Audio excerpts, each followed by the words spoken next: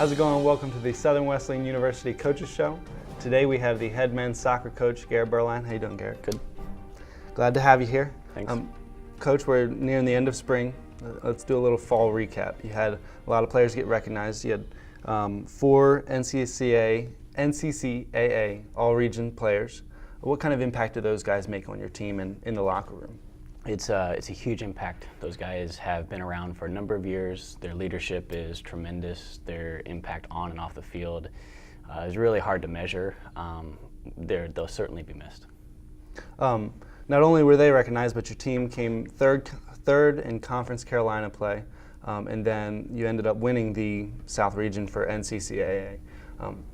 What kind of motivation is that looking forward to next year as you were able to finish the season hot? Yeah, it's a huge motivator, particularly the opportunity to host first postseason conference match in school history and the opportunity to win it. Finishing third in our conference behind 2 of the nation's best teams or top 25 programs is great. We really want to use it as a springboard. Not that this is necessarily the ceiling, but it's just a roof that we can step to the next one. We always talk about standing on the shoulders of people that have come before us, honoring the people and the seniors and the alumni that have really laid the foundation for us. So that's a huge motivator. So not only were you successful on the field, but you've created a culture where you had 18 players get recognized by Conference Carolinas for their success in the classroom. How do you empower that culture and maintain the success of the student athlete? Sure. We don't necessarily focus the most on soccer. Soccer is certainly a big piece of the puzzle because it's something that we've been gifted with and we're passionate about it.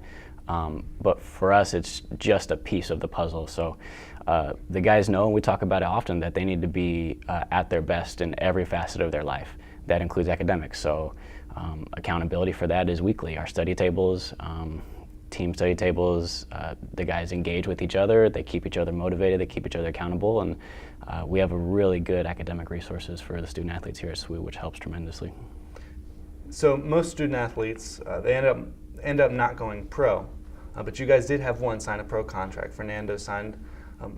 What kind of asset was he to your team, and what kind of skills is he taking into a pro career? Sure. On the field, he's great. He has the athletic tools to physically compete at that level, technically as well, and really he has the desire to outlast everybody else, which is kind of necessary to be able to make it at the pro level. Sometimes it's just the grind, and whoever lasts the longest is the one that's able to stand.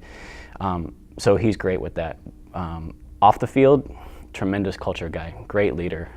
Not the only leader we've had on our team, though. We've had other guys with other opportunities at the pro level, and they just haven't been able to stick for whatever reason. The timing was wrong. We have some guys going to compete in international competitions this summer, which is tremendous. Fernando is a great piece of that, and again, it's a legacy that we hope to continue.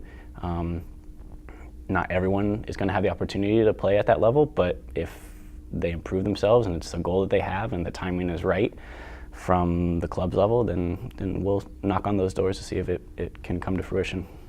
So a great competitive fall. During the spring, you still have games and practices.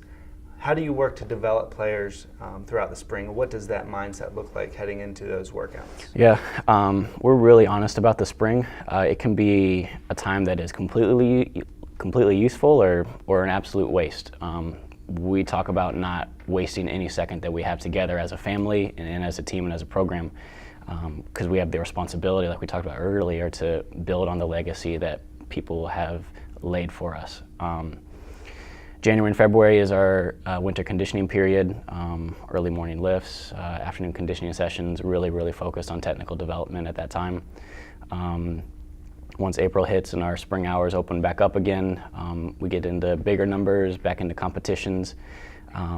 The focus is for us to individually in a team be the best version of ourselves possible.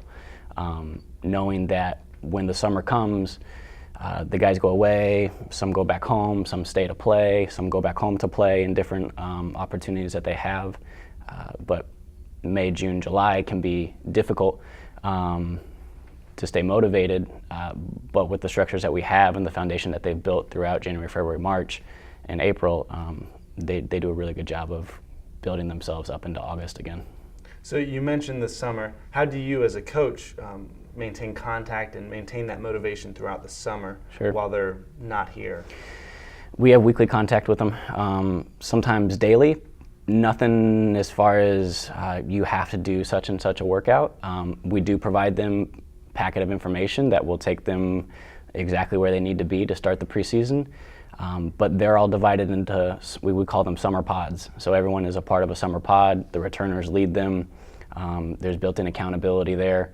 And it's really an opportunity for the returners to engage in relationships with the guys who are coming in, so that when the newcomers arrive in August, they don't feel like they're a part of anything new. They just feel like, oh, I already know a face of 2 or 3 guys that I've been in contact with on a daily and weekly basis throughout the entire summer. So as you guys move forward, you're preparing for next year. You guys are losing 8 seniors. 4 of them were starters at some point this past year. What does it mean to lose that kind of talent and leadership, the impact that they had on your team? Yeah, like we said, like they've been a great impact. Like some of them have won 2 national championships at the Christian college level. They've been a part of the group to win the first postseason match in school history, and the returners know that they have a responsibility to build on that legacy and to grow and to get better to do so. They do leave a vacuum as far as personalities. They're big personalities for us. They've been around for a while. We think that's a great opportunity for incoming players and returners to be able to step in and fill those openings. From a leadership standpoint, from a culture standpoint, from a playing standpoint, certainly, we see it as a really good opportunity to help honor them moving forward into whatever's going to come. So you can't replace seniors, but how are you using this recruiting class to help fill some of those vacuums or voids, whether it be personalities or skill sets that you're losing and trying to work to? Yeah. Strategically recruiting certain personalities, certain skill sets, certain positions on the field, clearly defining what our culture is, what we're about, how we do business, quote unquote, on a day-to-day basis, what our operations are like internally as a program and as a family, and making sure that they're at the level that we expect them to be at from an athletic standpoint as well. So if you could sum up this recruiting class that you've signed in February and in April, what would you say about it? It's big.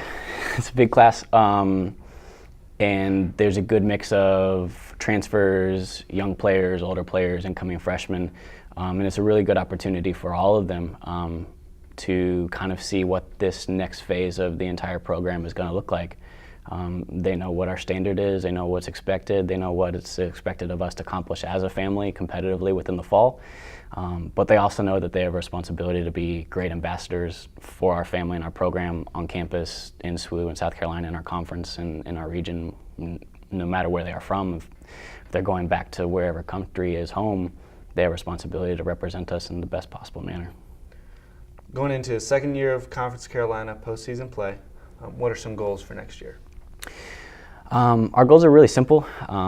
We want to finish top 4 in the conference. It gives us an opportunity to host a postseason match, and we want to finish top 6 in the region.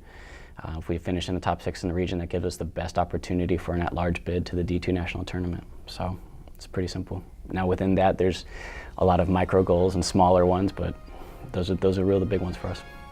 Well, thank you, Coach, for coming out. Yeah. Look forward to watching you guys compete next year. Thanks. Appreciate having you. Appreciate it. Thanks for watching. Be sure to join us next time on the Coaches Show here at Southern Wesleyan University.